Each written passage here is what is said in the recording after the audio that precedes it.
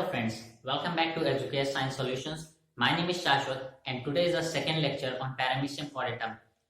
In the first lecture of paramecium choritum, we have learned about its systematic position in the classification given by B.M. Honigberg as well as its habitat and structure, both external and internal. Clear? तो आज का जो second lecture है इसका पहला topic है locomotion. That is second पहला topic है लोकोमोशन इन पैरामीशियम चोरिटम. क्लियर? तो जैसे कि आपने क्लासिफिकेशन में देखा होगा कि पैरामीशियम जो होता है सब फाइलम सिलियोफोरा से बिलोंग करता है, जिसका लोकोमोटरी ऑर्गेनेल या उस सब फाइलम में कौन से प्रोटोजोआस आते हैं जिनका लोकोमोटरी ऑर्गेनेल सिलिया होता है. ठीक, तो ये चीज तो आपको क्लियर है कि इसमें सिलिया होता है लोकोमोटरी ऑर्गेनेल. अगर इसके स्पीड की बात करें तो वो होता है 1500 माइक्रोन पर सेकेंड की स्पीड होती है. अगर मैं पैरामीशियम का इधर स्ट्रक्चर बनाऊं, पैरामीशियम का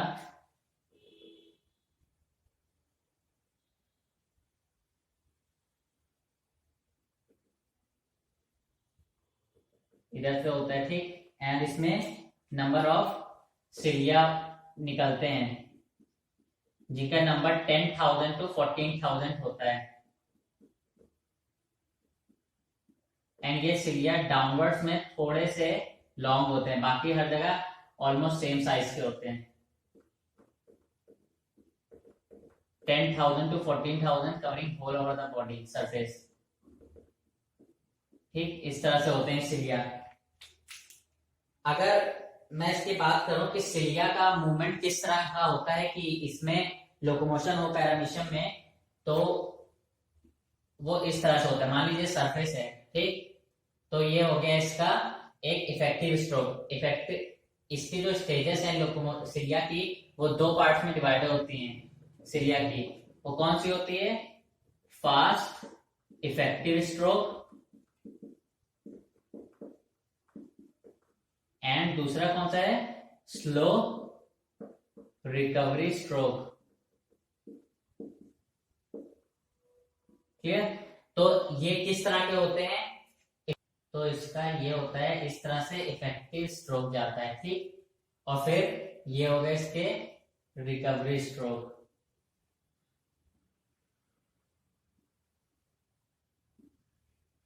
तो ये कौन सा हो गया? ये हो गया इफेक्टिव स्ट्रोक. इफेक्टिव स्ट्रोक ये कैसा होता है? ये बहुत फास्ट होता है, ठीक. ये सराउंडिंग मीडियम को, जो वाटर सराउंडिंग मीडियम होता है उसको बैकवर्ड पुश करता है, जिसकी वजह से जो बॉडी होती है पैरामीशियम होता है वो आगे बढ़ता है, ठीक, और बाद में ये वापस अपनी जगह पे आते हैं. तो ये सारे हो गए रिकवरी स्ट्रोक. ठीक, ये इस तरह से यहां से पीछे की तरफ जाएगा और बाकी ये सारे आगे की तरफ रिकवर कर रहे हैं.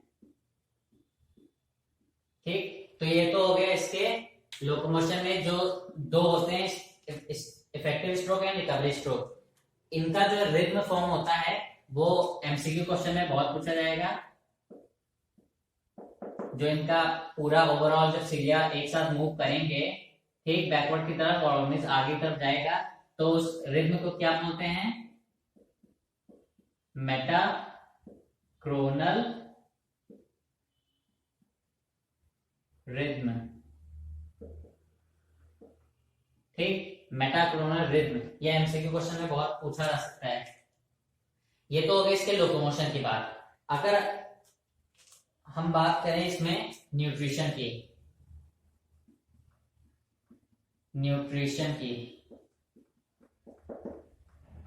सो पैरामीशियम जो होता है वो कैसा होता है? हेट्रोट्रॉपिक, या फिर जिसे कहते हैं होलोजोइक.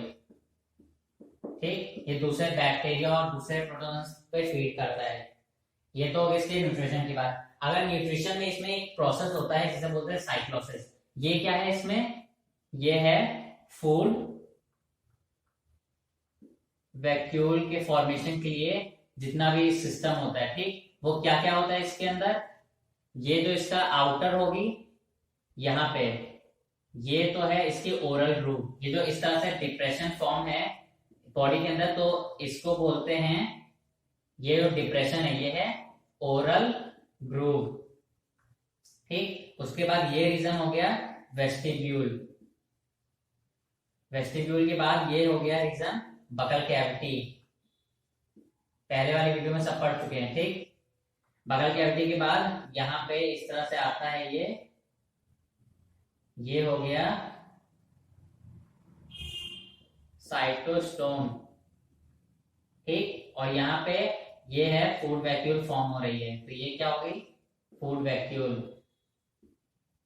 ठीक, फूड वैक्यूल जो है यहाँ पे ये फॉर्म हुई है, ये यहां से पूरा घूम के इस तरह से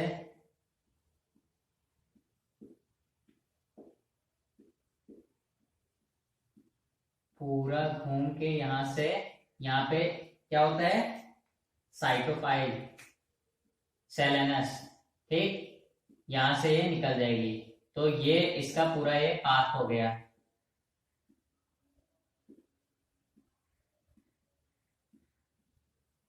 इससे निकल जाएगी और ये जो है यहाँ पे फॉर्म हो रही है। ठीक, तो इस पूरे प्रोसेस को जिसमें ये फूड वैक्यूल फॉर्म होती है, यहाँ से ये रोटेट होती है, पूरा घूमती है, सर्कुलेट होती है, और सेल डाइजेशन के बाद यहाँ से निकल जाती है। तो इस पूरे सर्कुलेशन को, इस पूरे रोटेशन को बोलते हैं साइक्लोसिस। ठीक, तो साइक्लोसिस याद रखिएगा।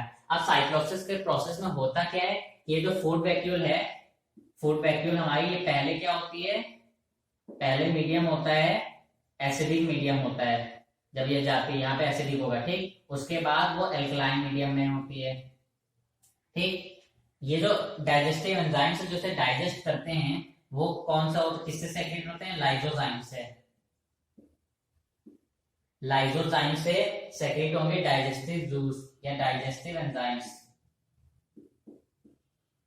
ठीक, एक ये पॉइंट है, ये हो गया कि पहले एसिडिक देन एल्कलाइन होता है। ठीक, और साइक्लोसिस का प्रोसेस।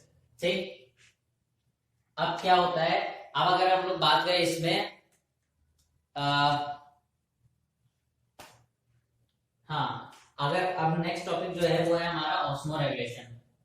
अगर हम लोग बात करें ऑस्मो रेगुलेशन की, ऑस्मो रेगुलेशन, तो ऑस्मो रेगुलेशन क्या होता है और किससे होता है। देखो, जो हमारी पैरामीशियम की जो पेलिकल होती है, ये जो आउटर लेयर है, ये है पेलिकल, ये क्या होती है परमेएबल होती है सराउंडिंग वाटर के, सराउंडिंग मीडियम के। तो एक्सेस ऑफ वाटर एंटर होता है इस पेलिकल से, हर जगह से एंटर होगा वाटर। ठीक, तो उस एक्स्ट्रा वाटर को निकालने के लिए जो प्रोसेस होता है दैट इज ऑस्मो रेगुलेशन। तो क्या होता है, यहाँ पे अगर हम लोग का पैरामीशियम इस तरह से है, ठीक, ये फूड वैक्यूल हो गई, तो यहाँ पे ये कॉन्ट्रैक्टाइल वैक्यूल्स होते हैं और उनके चारों तरफ रेडियल कैनल्स फॉर्म होती हैं, इसमें ये, इसमें भी है। ठीक, तो ये इसकी रेडियल कैनल्स हो गई। ये क्या फेस कौन सी होती है, सिस्टोल डायस्टोल होती है, बताएंगे। ठीक, ये हो गया हमारा पैरामीशियम।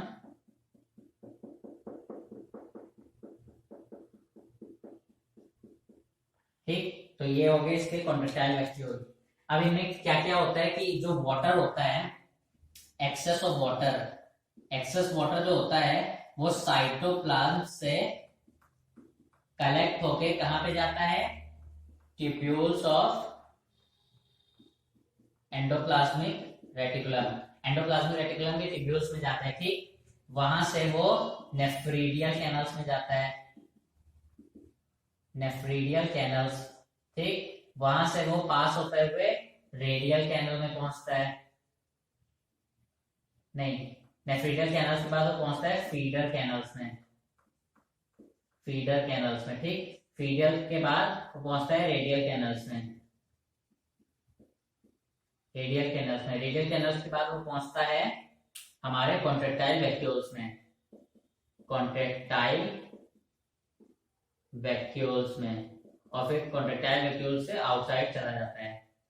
ठीक, तो ये जो भी नाम है tubules of endoplasmic reticulum, nephridial canals, feeder canals, radial canals, ये आपको याद रखने पड़ेंगे। ठीक, क्या होता है इनमें जो फेज होती है, जैसे कि यूग्लिना में हमने पढ़ा था कि सिस्टोल और डायस्टोल होती है। सिस्टोल में क्या होता है कि वो कंप्रेस करता है, साइड वो सिकुड़ता है, तो जो वाटर होता है वो आगे रिलीज होता है, ठीक, आगे तक बढ़ता है। और डायस्टोल में क्या होता है, वो रिलैक्स फॉर्म होता है, मतलब एनलार्ज करता है। तो जब हमारे ये जो है ये क्या है, रेडियल कैनल्स, रेडियल कैनल्स जब हमारे सिस्टोल करेंगे, सिस्टोल करेंगे मतलब वो सिकुड़ेंगे, तो सारा पानी हमारा किसमें आएगा, कॉन्ट्रैक्टाइल वैक्यूल्स में आएगा। तो कॉन्ट्रैक्टाइल वैक्यूल उस समय कौन सी फेज में होगी, डायस्टोल में। ठीक, और ये दोनों फेजेस साइमल्टेनियसली होती रहती है, अगर एक सिस्टोल में जाएगा दूसरा डायस्टोल में, फिर जब वो सिस्टोल में जाएगा तो ये डायस्टोल में आ जाएगा। ठीक, तो ये साइमल्टेनियसली होता है। ये हो गया इसके ऑस्मो रेडिएशन की बात। रेस्पिरेशन की बात क्या है, थ्रू जनरल बॉडी सरफेस होता है। ठीक, एंड एक्सक्रीशन भी, एक्सक्रीशन भी आपने देखा पूरा साइटोफाइट से हो रहा था। ठीक, ये तो प्रोसेस हो गया। अब इसमें जो मेन चीज आपको पढ़नी है दैट इज बिहेवियर। बिहेवियर से भी क्वेश्चन बन जाते हैं कि पॉजिटिव होता है या नेगेटिव बिहेवियर। तो अब जो हम लोग पढ़ेंगे दैट इज बिहेवियर। तो जो हमारा नेक्स्ट टॉपिक है that is behaviour of paramecium caudatum. Certain तरह के स्टिमुलस पे, किन किन स्टिमुलस पे किस तरह का रिएक्शन होगा वो हम लोग पढ़ेंगे। ठीक, रिएक्शंस पढ़ने से पहले आपको रिएक्शन के दो चीजें पता होनी चाहिए कि रिएक्शन दो तरीके की होती हैं। पहली ट्रायल एंड एरर और दूसरी अवॉइडिंग रिएक्शन। ठीक, अवॉइडिंग रिएक्शन क्या होता है कि कहीं पे हार्ड कंडीशंस है, हार्ड स्टिमुली मतलब टेम्परेचर बहुत ज्यादा है या फिर हीट बहुत ज्यादा है, तो उन जगहों को अवॉइड करेगा, that is simple avoiding reaction. Trial error reaction क्या होता है, ये हम लोग यूग्लिना में पढ़ चुके हैं। मान लो हमारा पैरामीशियम जा रहा है, मूव कर रहा है, ठीक, और वहां पे कोई ऑब्स्टेकल आया, ठीक, तो वो अपनी डायरेक्शन को चेंज करेगा, दूसरी डायरेक्शन में जाएगा। वहां भी कोई ऑब्स्टेकल आया, कोई सॉलिड पार्टिकल आया, तो वहां से भी अपनी डायरेक्शन चेंज करेगा। तो इसका मतलब क्या है कि वो आगे बढ़ रहा है, उसने ट्राई किया, आगे गया, वहां पे एक ऑब्स्टेकल आया, कोई एरर आ गया, ठीक, उसने डायरेक्शन चेंज की, दूसरी जगह गया, वहां भी ऑब्स्टेकल आ गया, मतलब कोई एरर आ गया, तो उसने तीसरी जगह ट्राई किया, that is trial error reaction. इसे करते करते वो शो करेगा बिहेवियर। ठीक, एंड दूसरा चीज क्या है, बिहेवियर पढ़ने से पहले आपको पता होना चाहिए कि ये नेगेटिव बिहेवियर क्या होता है, पॉजिटिव बिहेवियर क्या होता है। ठीक, पॉजिटिव बिहेवियर क्या होता है, नेगेटिव वो होगा अगर हमारा जो प्रोटोजोआ है मतलब पैरामीशियम जो है वो अवे फ्रॉम स्टिमुली मूव करे। ठीक, अगर वो जैसे इसमें हार्ड टेम्परेचर ले लो या एसिडिक मीडियम ले लो, तो उन जगहों को अगर वहां से दूर हट रहा है, उन जगहों से दूर जा रहा है, that is negative. And positive क्या होगा, जब टुवर्ड्स द स्टिमुली मूव करेगा। ठीक, तो ये तो हो गया पॉजिटिव नेगेटिव। अब सबसे पहले हम लोग देखते हैं थर्मोटेक्सिस का। थर्मोटेक्सिस का मतलब क्या है कि वो टेम्परेचर पे किस तरह से उसका बिहेवियर होगा। अगर हम लोग टेम्परेचर में चेंजेस करेंगे तो पैरामीशियम का बिहेवियर कैसा होगा, दैट इज थर्मोटेक्सिस। ठीक, तो थर्मोटेक्सिस मतलब टेम्परेचर में चेंजेस। ठीक, तो ये क्या होगा, अगर हमारे पास मान लो दो टेम्परेचर दिए, तीन टेम्परेचर दिए, 10 degree Celsius, 25 degree Celsius and 35 degree Celsius. Clear, तो हमारा पैरामीशियम का मूवमेंट कैसा होगा, इसको इस तरह से बना लें। ठीक, तो ये इनका मूवमेंट इस तरफ हो रहा है। ठीक,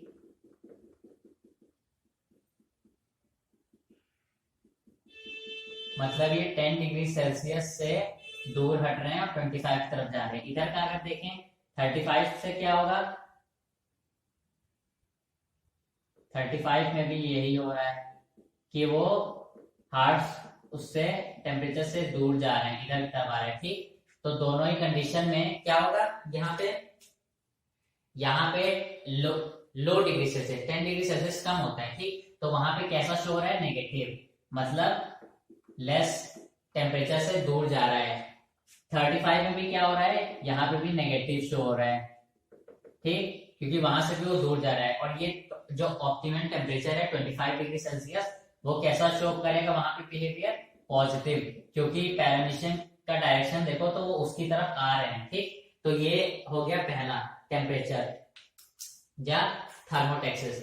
दूसरा है फोटोटेक्सिस, मतलब लाइट में चेंजेस करोगे तो उसका बिहेवियर किस तरह से शो होगा। ठीक, मान लो हमारे पास है यहाँ पे डार्क है, यहाँ पे है डिफ्यूज लाइट, और यहाँ पे हम लोग ले लें स्ट्रॉन्ग लाइट। तो यहाँ पे इसका बिहेवियर कैसा होगा वो देखते हैं। डार्क में क्या होगा, डार्क से वेस्ट वो दूर जाएगा,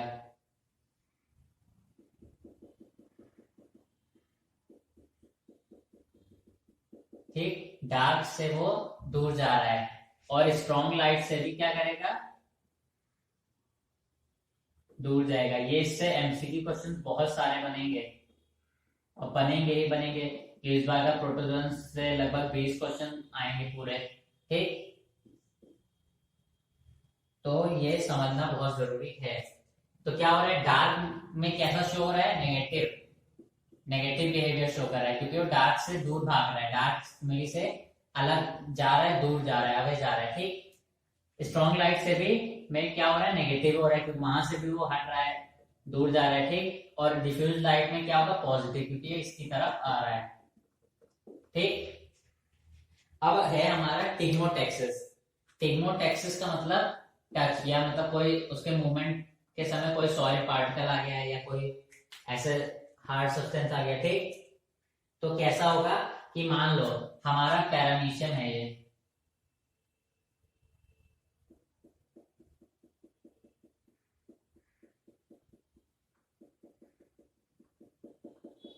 ठीक, ये हमारा पैरामीशियम। अब ये फास्ट मूवमेंट हो रही है, इसमें फास्ट मूविंग हो रही, खूब तेज जा रहा है। ठीक, तो और यहाँ पे हमारा कोई बॉल आई या कोई भी हार्ड सॉलिड पार्टिकल आया। ठीक, तो ये क्या है, सॉलिड पार्टिकल। तो क्या करेगा, पैरामीशियम यहाँ पे जाएगा और यहाँ से वापस उससे टकराएगा, और फिर क्या होगा, ट्रायल एरर रिएक्शन होगी और अपनी डायरेक्शन को चेंज कर लेगा। ठीक, तो क्या होगा, इस समय क्या हो रहा है, हार्ड बॉल या सॉलिड पार्टिकल, उसमें क्या होगा, ये नेगेटिव शो हो रहा है, नेगेटिव। ठीक, जब इसकी फास्ट मूवमेंट है। दूसरी कंडीशन आती है जब ये स्लो मूवमेंट हो रहा हो पैरामीशियम का।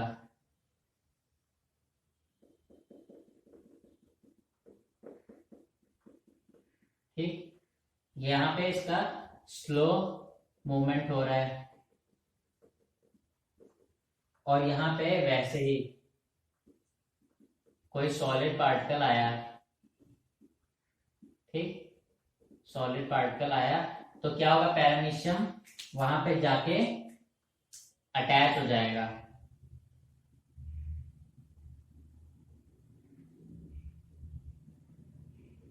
ये यहाँ पे जाके अटैच हो जाएगा। ठीक, अटैच हो गया, तो ये इसका एक बिहेवियर होता है। अब अगर बात करें कीमोटेक्सिस की, कीमोटेक्सिस का मतलब केमिकल्स में उसका किस तरह का बिहेवियर होगा।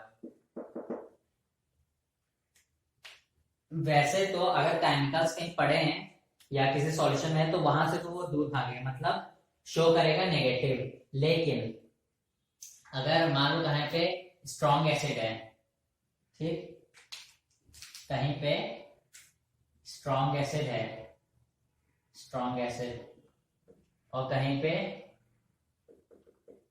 माइल्ड एसिड है। एसिड जरूरी भी होता है डाइजेशन के लिए भी।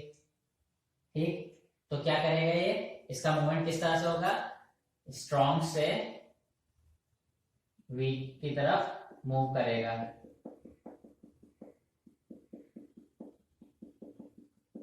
इधर से इधर की तरफ मूव करेगा। ठीक, तो स्ट्रॉन्ग एसिड में क्या शो करेगा, नेगेटिव,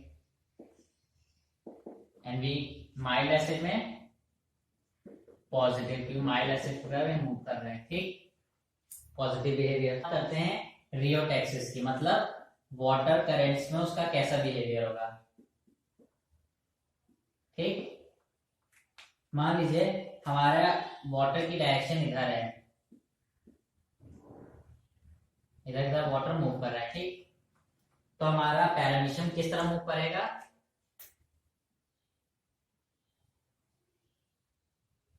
इस तरह से।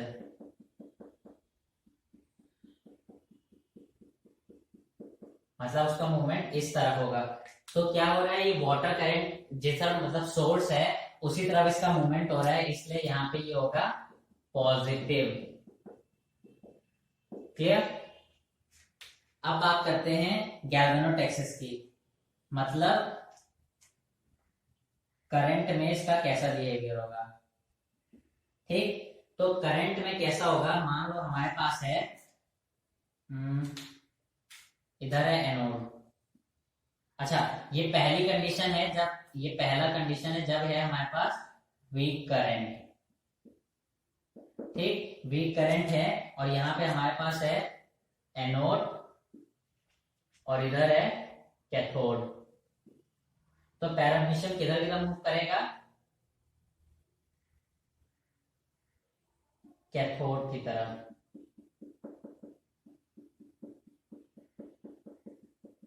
ठीक, कैथोड की तरफ मूव करेगा। तो अगर हम लोग देखें तो यहाँ पे एनोड पे क्या आ रहा है, नेगेटिव बिहेवियर शो कर रहा है, क्योंकि एनोड से दूर जा रहा है और कैथोड की तरफ जा रहा है, तो इधर पॉजिटिव बिहेवियर। ठीक, ये था कंडीशन जब हमारे पास था वीक करंट। दूसरी कंडीशन आती है जब हमारे पास हो स्ट्रॉन्ग करंट। स्ट्रॉन्ग करंट होगा तो कैसा उसका बिहेवियर होगा वो देखते हैं। स्ट्रॉन्ग करंट में जस्ट का अपोजिट हो जाएगा, मतलब कि कैथोड से पैरामीशियम मूव करेगा एनोड पे। ठीक, और वैसे भी स्ट्रॉन्ग करंट में जो हमारा पैरामीशियम है वो डाई कर जाएगा, मर जाएगा। ठीक, अब अगर बात करें जियोटेक्सिस की, मतलब ग्रेविटी, ग्रेविटी पे इसका कैसा बिहेवियर होगा। तो मान लीजिए हमारे पास है ये वाटर सरफेस। ठीक, तो पैरामीशियम किस तरह मूव करेगा,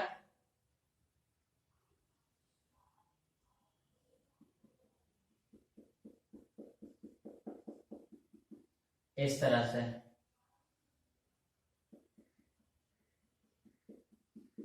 मतलब ये क्या कर रहा है, इसका मूवमेंट अपवर्ड हो रहा है। ठीक, और ग्रेविटी किधर को फोर्स करती है, डाउनवर्ड्स। ये ग्रेविटी हो गई। ठीक, तो कैसा हो रहा है, ग्रेविटी नीचे की तरफ, मतलब सोर्स नीचे की तरफ हो रही है, अपोजिट डायरेक्शन में जा रहा है, तो कैसा होगा, नेगेटिव,